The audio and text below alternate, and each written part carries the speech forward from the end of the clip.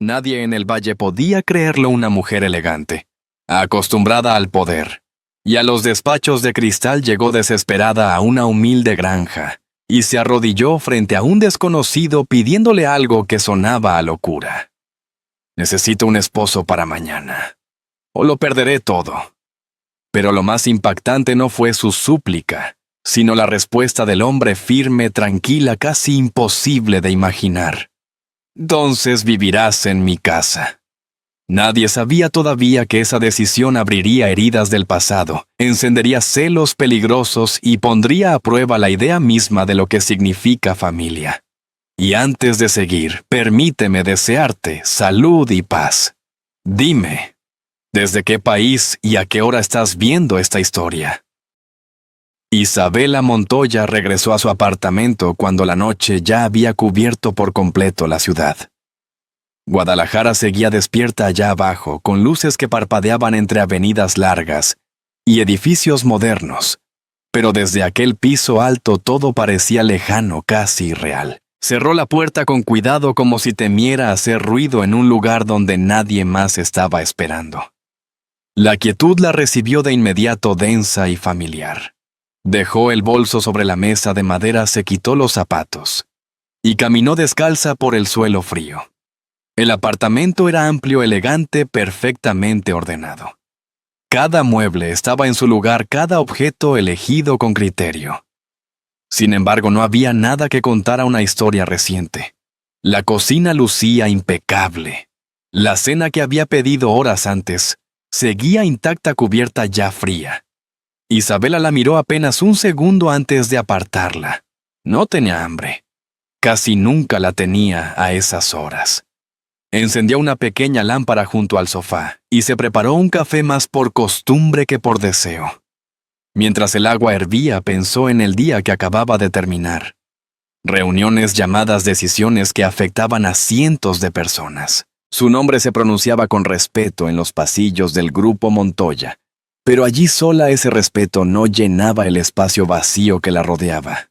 Se sentó con la taza entre las manos dejando que el vapor le calentara el rostro. Había aprendido a vivir así. Desde muy joven entendió que el éxito exigía sacrificios. No hubo tiempo para amistades largas, ni para planes improvisados.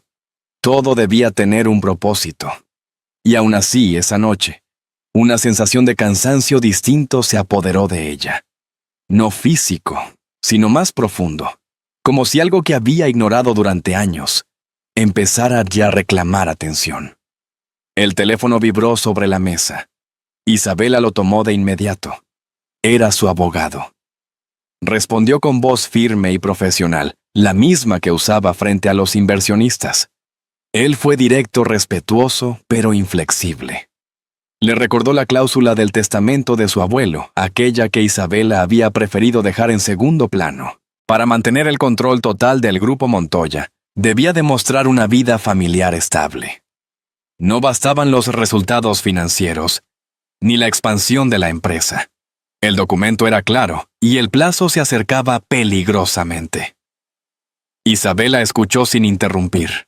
Sabía que esa llamada llegaría tarde o temprano, pero había confiado en encontrar una solución legal, una excepción, algo que le permitiera seguir adelante sin cambiar su vida.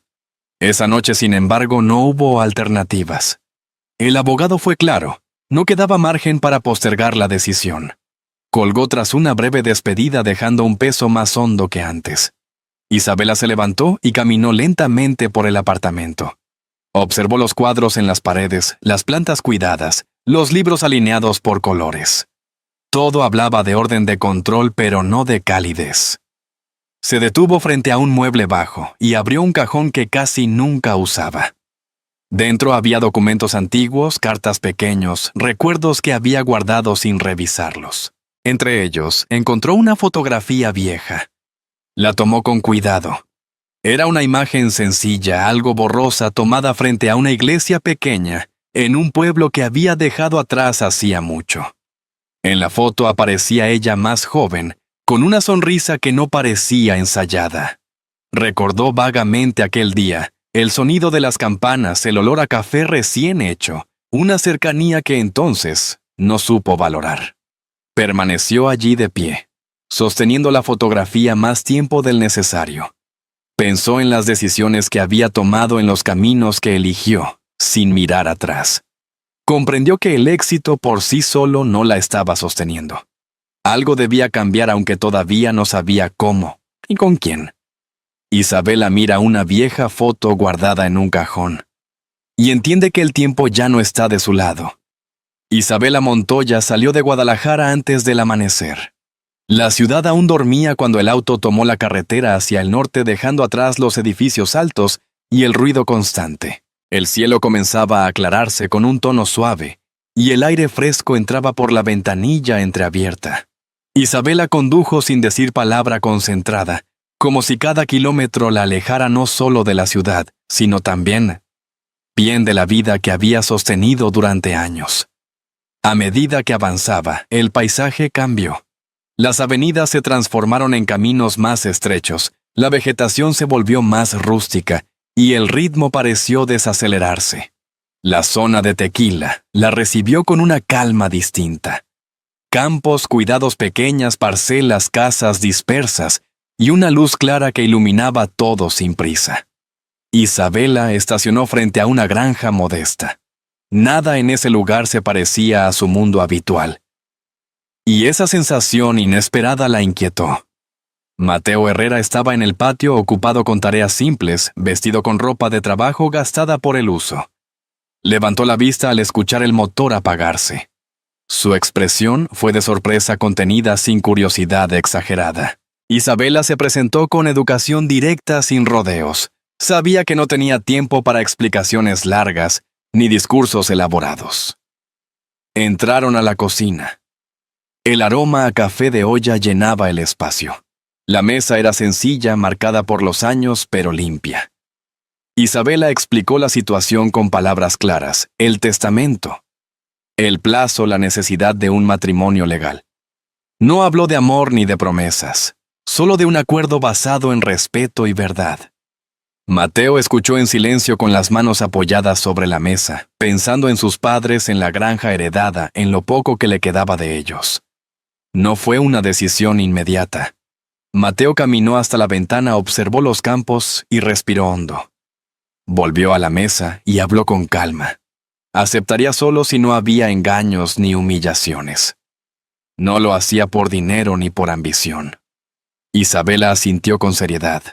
Por primera vez desde que había salido de la ciudad, sintió algo parecido al alivio.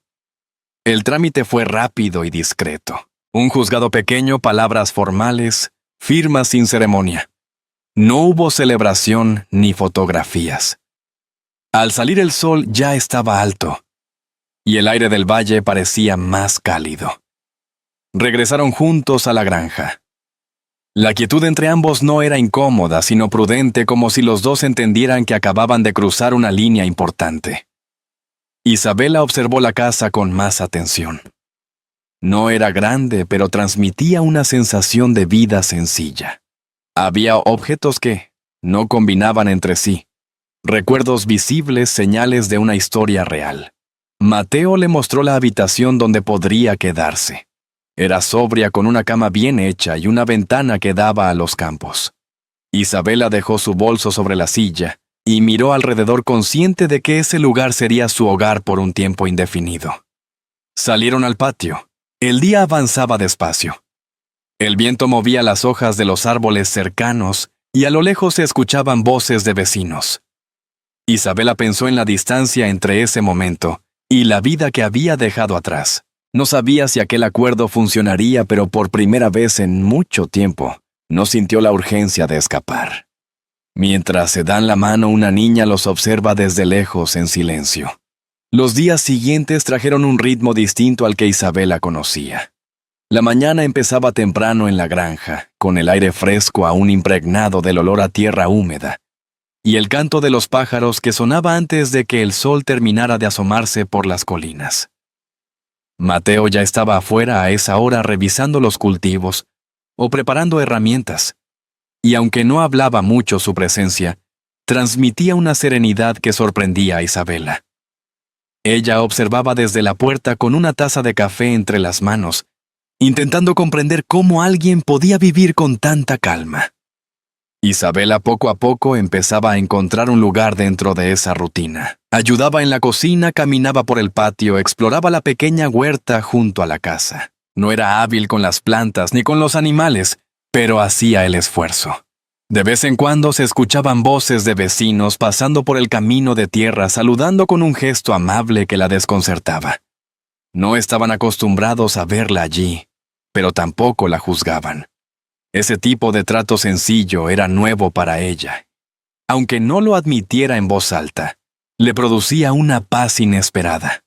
Fue una tarde cálida cuando vio nuevamente a la niña. Estaba sentada en el borde del muro que separaba la granja del camino con las piernas colgando y un vestido sencillo que se movía suavemente con el viento. Sus ojos grandes y oscuros observaban la casa con una atención que no parecía casual. Se llamaba Lucía. Mateo se acercó despacio, le ofreció un vaso de agua y una sonrisa tranquila. La niña aceptó, pero su mirada no dejó de seguir a Isabela. Lucía empezó a aparecer casi todos los días. A veces se quedaba en silencio junto al árbol grande viendo a Mateo trabajar. Otras se acercaba a la cocina y pedía un pedazo de pan. Su presencia se volvió tan constante que Isabela comenzó a esperarla sin darse cuenta. Había algo en la forma en que la niña la observaba. No era curiosidad ni desconfianza. Era como si buscara confirmar algo que solo ella intuía.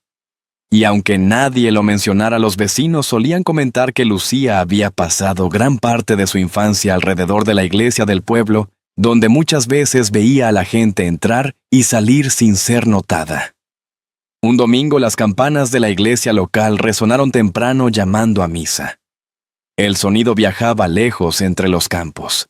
Mateo decidió asistir como de costumbre, y para su sorpresa Isabela aceptó acompañarlo. El interior del templo era sencillo, con bancos de madera gastados y paredes decoradas con fotografías antiguas de la comunidad.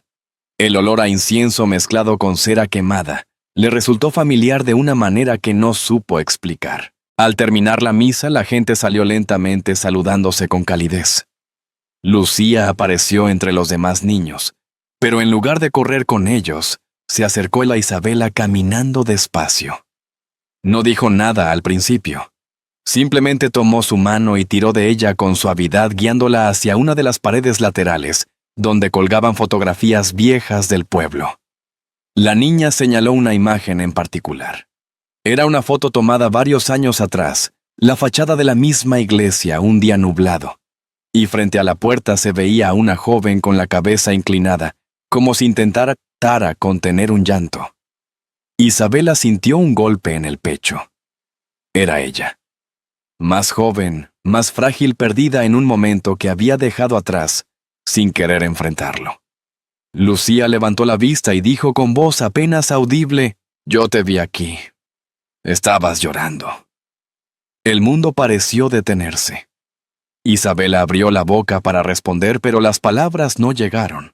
Una mezcla de sorpresa, pena y confusión la invadió. No recordaba haber visto a la niña entonces, pero el tono con el que lo dijo, tan seguro y sin juicio, la desarmó por completo. Lucía no esperaba explicación alguna. Solo compartía un recuerdo que nadie más parecía conservar. El camino de regreso a la granja fue tranquilo. Mateo miró a Isabela en un par de ocasiones, notando que estaba más pálida de lo habitual, pero no preguntó. Él sabía reconocer cuando alguien necesitaba silencio para ordenar lo que sentía. Al llegar, Isabela entró directamente a la habitación. Se sentó en el borde de la cama sin quitarse los zapatos, mirando sus propias manos, como si buscara una respuesta que no encontraba. La imagen de la fotografía seguía ahí fija, acumulando el peso de un pasado que ella se había preferido no enfrentar. Sabía que en algún momento tendría que hacerlo. Pero no esperaba que fuera una niña silenciosa y atenta quien abriera de nuevo esa puerta que ella había cerrado con tanto esfuerzo. Esa noche Isabela no puede dormir. El pasado ha llamado a la puerta. La tormenta llegó sin aviso. Durante la tarde, el cielo se había ido oscureciendo lentamente, como si una sombra pesada descendiera sobre el valle. El viento comenzó a soplar con fuerza, arrastrando polvo y hojas secas por el patio de la granja. Mateo observó el horizonte con el ceño fruncido. Reconocía ese tipo de nubes, y sabía que no traían solo lluvia. Isabela, que revisaba unas cosas en la cocina, salió al escuchar cómo las ventanas vibraban bajo las ráfagas. El aire se volvió frío, un frío extraño para esa época del año. Los árboles se mecían con brusquedad, y por un instante el lugar pareció contener la respiración. Fue entonces cuando Mateo percibió algo que lo inquietó, un olor tenue, casi imperceptible, pero inconfundible. Humo. Corrió hacia el almacén sin pensarlo, e Isabela lo siguió de cerca. Al doblar la esquina, vieron las primeras llamas trepando por la madera envejecida. Mateo tomó una manta y empezó a golpear el fuego con desesperación, intentando evitar que se extendiera. El viento, sin embargo, hacía la tarea casi imposible. Las chispas saltaban de un lado a otro como si tuvieran voluntad propia. Isabela quiso ayudar, pero la fuerza de las ráfagas y la intensidad de las llamas la hicieron retroceder. Sus manos temblaban mientras buscaba un balde, cualquier cosa que sirviera. Pero el fuego avanzaba más rápido que sus intentos. En medio del caos, una figura pequeña apareció corriendo desde el camino. Era Lucía. Sus sandalias golpeaban el suelo húmedo mientras el viento intentaba frenarla. Sin pensarlo dos veces, la niña comenzó a gritar pidiendo ayuda, su voz clara atravesando el estruendo. Corrió hacia la casa de los vecinos, golpeó puertas, llamó a quien pudiera escucharla. A pesar del miedo evidente en su rostro, no dejó de correr hasta que vio a 2 hombres del pueblo acercarse con cubetas de agua. Para entonces Mateo estaba agotado. Sus manos ardían por las quemaduras, y su ropa estaba cubierta de hollín. Aún así, seguía luchando contra el fuego como si el resto del mundo hubiera desaparecido. Isabela llegó a su lado, tomó su brazo para detenerlo, pero él insistió en continuar. Fue entonces cuando los vecinos se unieron formando una línea improvisada para llevar agua desde el pozo. Las llamas finalmente comenzaron a ceder. Cuando el fuego por fin se extinguió, el almacén quedó humeante como un animal derrotado. Mateo cayó de rodillas exhausto, respirando con dificultad. Isabela se acercó rápidamente y lo ayudó a levantarse. Sus manos estaban enrojecidas, algunas zonas claramente quemadas. La tormenta seguía, pero ahora era una lluvia fina que caía como si intentara enfriar todo lo ocurrido. Isabela lo llevó dentro de la casa. Buscó un botiquín, llenó un recipiente con agua tibia y comenzó a limpiar las heridas de Mateo con una delicadeza que ni ella misma sabía que poseía. Él se dejó atender en silencio, observando cómo sus dedos temblaban un poco al tocar su piel lastimada. En sus ojos había una preocupación sincera, un sentimiento que ya no parecía parte de ningún acuerdo. Lucía, empapada por la tormenta, apareció en la puerta. Tenía los brazos cruzados contra el pecho para entrar en calor, y respiraba con rapidez. Se acercó despacio sin querer interrumpir, pero incapaz de alejarse. Su mirada pasó de las manos de Isabela al rostro cansado de Mateo. Luego, sin poder contenerlo más, dijo con un hilo de voz: «Yo ya perdí una familia. No quiero perder esta también». La frase cayó en el aire como un peso imposible de ignorar. Isabela levantó la vista hacia la niña, sintiendo cómo algo en su interior se quebraba con suavidad. No era solo compasión, era una conciencia repentina, una claridad que dolía.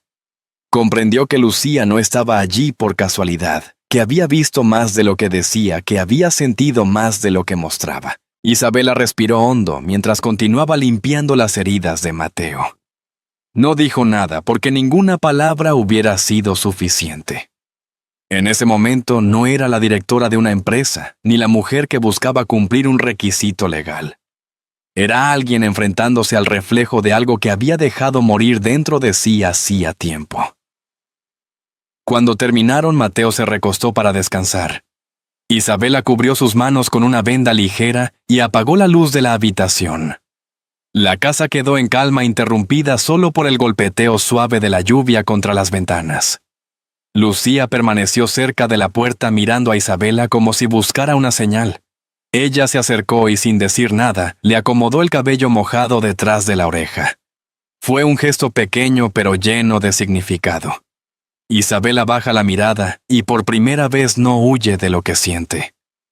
La mañana del viaje a Guadalajara amaneció gris como si el cielo presintiera lo que estaba por ocurrir. Isabela se preparó en silencio revisando documentos y ordenando cada papel como si eso pudiera darle control sobre el día. Mateo observaba desde la puerta con las manos aún marcadas por el fuego de días atrás. No solía alejarse de la granja, pero esta vez no pensaba dejarla ir sola. Lucía, al ver que ambos se marchaban, se quedó en el umbral con expresión inquieta. Isabela se agachó, le acomodó el cabello y le prometió que volverían esa misma tarde. El camino hacia la ciudad pareció más largo que en otras ocasiones. Isabela repasaba mentalmente lo que debía decir, temiendo que las palabras no bastaran.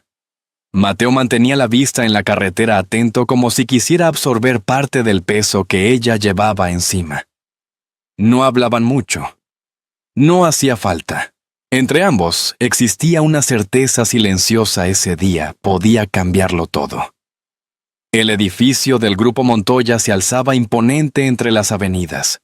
Al entrar, el eco de los pasos resonó en el vestíbulo brillante. Varios empleados reconocieron a Isabela y la saludaron con formalidad. Algunos miraron a Mateo con curiosidad discreta. Él permaneció firme aunque era evidente que aquel ambiente pulido y frío no le resultaba natural. La sala de juntas estaba llena. Los miembros del consejo ocupaban sus lugares alrededor de una mesa larga. Rodrigo Montoya llegó poco después impecablemente vestido con una sonrisa lenta que buscaba transmitir seguridad. Saludó a todos, incluso a Isabela, con una cordialidad demasiado calculada.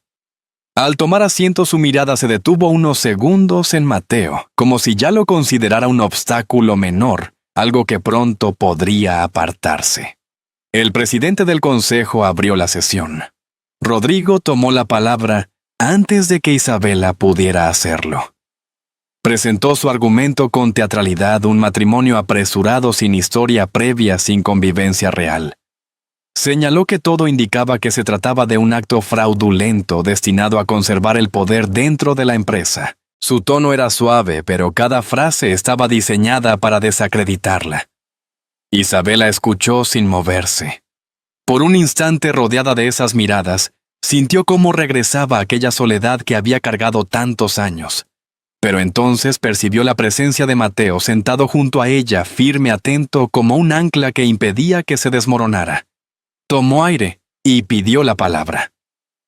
No negó la verdad, el matrimonio había comenzado como un acuerdo legal. La sala murmuró, algunos miembros parecieron confundidos. Pero antes de que Rodrigo pudiera reaccionar, ella continuó. Habló de la granja de la vida en el Valle de la Serenidad, que había encontrado en un lugar que jamás imaginó llamar hogar. Mencionó a Mateo, cuya honestidad le había recordado algo que creía perdido. Y habló de Lucía, la niña que había aparecido sin pedir nada, con una sinceridad imposible de manipular. Rodrigo se levantó indignado, acusándola de utilizar historias sentimentales para distraer al consejo. Pero entonces Mateo también se puso de pie. Y cuando habló lo hizo con una seriedad que llenó la sala. Dijo que no era hombre de discursos, que prefería trabajar con las manos, pero que había visto cosas que ningún juez ni miembro del consejo debía ignorar. Sabotaje nocturno, personas desconocidas rondando la granja, tuberías cortadas, huellas de manipulación en la maquinaria. Lo dijo sin titubeos, sin adornos. El abogado de la empresa presentó entonces las pruebas reunidas, mensajes pagos sospechosos, testimonios de vecinos. Cada documento apuntaba a una misma dirección. Rodrigo perdió color. Sus palabras comenzaron a quebrarse, y la calma que siempre lo caracterizaba se desmoronó poco a poco. Ya no parecía seguro, sino acorralado. Isabela sintió el corazón acelerarse mientras lo observaba. Había pasado años creyendo que debía enfrentar todo sola, que depender de alguien más era un error. Pero allí estaba Mateo no como un acompañante, sino como un pilar. Y allí estaba Lucía esperando en la granja, creyendo en ellos como una familia. Los miembros del consejo pidieron un receso. Algunos salieron a hablar en voz baja por teléfono. Otros revisaron los documentos con consternación. Isabela permaneció sentada con las manos juntas sobre la mesa. Mateo colocó una mano sobre la suya sin esconderlo. Era un gesto pequeño pero lleno de fuerza. Rodrigo volvió a sentarse frente a ellos, respirando con dificultad. Parecía entender que el terreno bajo sus pies ya no era seguro. Intentó sonreír, pero la expresión se quebró antes de formarse. Isabela lo miró sin desviar la vista. Ya no era la mujer que había entrado temiendo perderlo todo. Había recuperado algo más importante: claridad. Cuando la sesión se reanudó, dijo con voz firme: «Hoy no defiendo una empresa, defiendo a mi familia». Rodrigo pierde el control mientras la junta pide un receso urgente. La tarde descendía sobre el Valle de Guadalupe con una luz suave que se deslizaba entre los viñedos tiñendo cada fila de un dorado tranquilo. Tras la intensa reunión en Guadalajara, el camino de vuelta fue casi silencioso. Mateo conducía a un ritmo pausado, como si quisiera ofrecerle a Isabela un regreso menos brusco, mientras ella miraba por la ventanilla las colinas que iban quedando atrás. Era extraño cómo aquella tierra tan ajena hasta hacía poco, ahora le producía una sensación de alivio. Al llegar a la granja, encontraron a Lucía sentada sobre el escalón abrazándose las piernas. En cuanto vio el vehículo, corrió hacia ellos sin decir palabra, con un gesto que lo decía todo. Isabela se inclinó para recibirla, y la niña se aferró a su cuello como si temiera que la ausencia hubiera durado demasiado. Esa muestra de cariño tan espontánea tocó algo profundo en Isabela. Dentro de la casa, el ambiente se llenó del olor cálido de la lámpara que Mateo encendió en la mesa. No hacía falta comentar la jornada. Los tres sabían lo que había costado llegar hasta ese punto. Isabela se acercó a la ventana dejando que sus ojos recorrieran el patio húmedo por la lluvia reciente. Las imágenes del consejo, los argumentos tensos, la caída de Rodrigo, todo apareció unos segundos en su mente, pero sin la angustia de antes. Ahora lo veía desde otro lugar, uno menos solitario. Mateo volvió con 2 tazas de café de olla. Ella tomó una agradecida. Desde que vivía allí, aquel café tenía un sabor distinto, más honesto, más familiar. Lucía se acomodó entre ellos con total naturalidad, apoyando la cabeza en el brazo de Isabela. La mujer le acarició el cabello despacio, casi sin darse cuenta de que ese gesto formaba parte de ella desde hacía tiempo. ¿Salió todo bien?, preguntó la niña con voz suave. Isabela no quiso complicar lo simple. Sí, mi vida, respondió con calma. Estamos bien. Y seguiremos así. La mirada de Mateo se suavizó.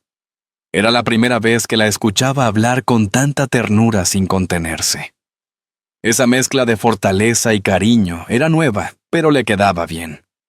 La cena fue sencilla y reconfortante: tortillas recién calentadas, frijoles, un pedazo de queso fresco que una vecina había dejado por la mañana.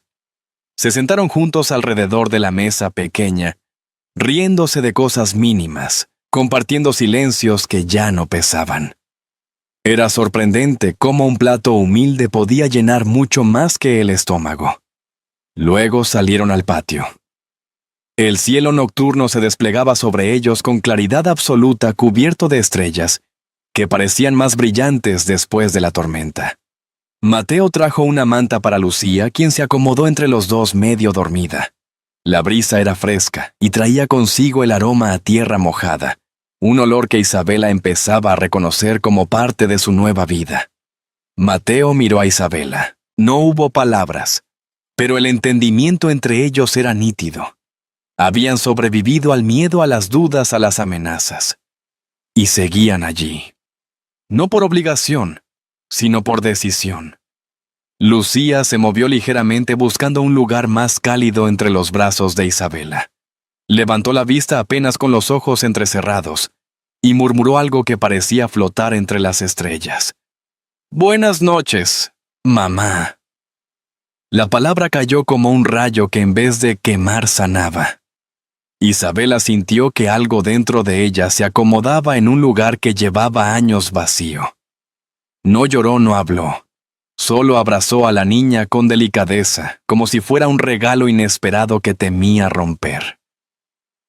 Mateo contempló la escena con una emoción silenciosa.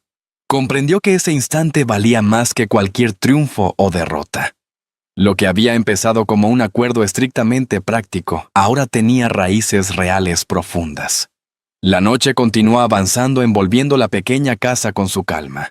Bajo el cielo amplio del valle, Isabela sintió que por primera vez en mucho tiempo, nada debía demostrar ninguna batalla que daba Bafsa pendiente.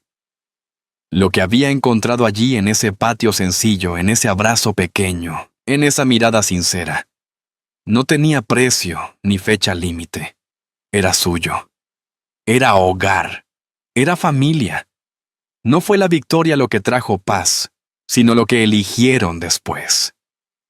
A veces, cuando la tarde cae sobre un valle tranquilo como el de Guadalupe, uno entiende que las historias más importantes no nacen del ruido, sino de los silencios que aprendemos a escuchar. Lo que ocurrió entre Isabela Mateo y la pequeña Lucía no fue un milagro repentino, sino el fruto de decisiones pequeñas y valientes, que paso a paso fueron uniendo destinos. Y hoy, si esta historia te dejó una sensación cálida en el corazón, cuéntame con un 11. Si crees que algo pudo ser mejor, puedes dejar un 0 con un 0 con toda confianza, porque al final este relato nos recuerda que la vida siempre ofrece una segunda oportunidad para recomponer lo que alguna vez dejamos atrás. Que el amor sincero ese que no exige nada a cambio, tiene la fuerza de devolvernos a casa incluso cuando creemos haberla perdido.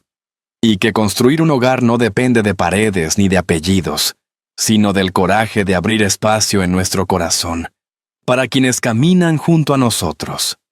Como la luz suave de un farol en medio de la noche, un gesto de bondad puede guiarnos por senderos que hace tiempo dejamos de mirar. Tal vez al escuchar esta historia, hayas recordado a alguien que te sostuvo en un momento difícil, o alguna ocasión en que la vida te ofreció un nuevo comienzo cuando menos lo esperabas. Te invito a guardar ese pensamiento un instante más, porque también forma parte de tu propio viaje. Y si este relato tocó una fibra de tu memoria, o despertó una sonrisa tranquila, comparte tu impresión. Aquí siempre habrá un rincón para historias que abrazan el alma y nos recuerdan que aún es posible empezar de nuevo.